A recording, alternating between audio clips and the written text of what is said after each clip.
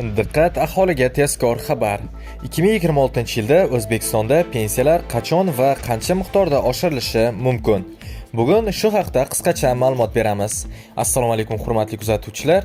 Kanalimizga xush kelibsiz. Videodan to'liqroq xabardor bo'lishni istasangiz, oxirigacha ko'rib, like va podpiska tugmalarini bosib qo'yishni unutmang.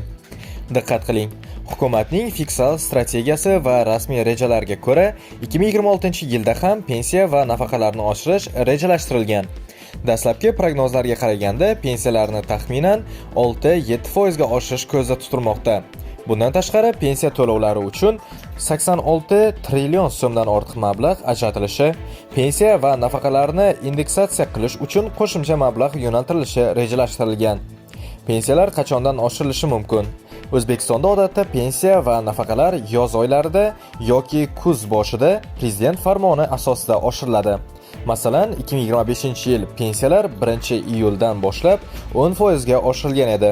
Shu sababli 2026-yilda ham pensiyalarni oshirish bo'yicha alohida farmon yil davomida e'lon qilinishi kutilmoqda. Muhim eslatma: hozircha aniq sana, foiz va yangi pensiya miqdorlari rasman tasdiqlanmagan. Yakuniy ma'lumotlar prezident farmoni chiqqanidan so'ng ma'lum bo'ladi. Xulosa qilib aytganda, 2026-yilda pensiyalar oshirilishi rejalashtirilgan. Dastlabki prognoz 6-7% atrofida. Aniq sana va miqdor hali e'lon qilinmagan. Azizlar, bugungi ma'lumotlar shulardan iborat. Keyingi sonlarda ko'rishguncha xayr.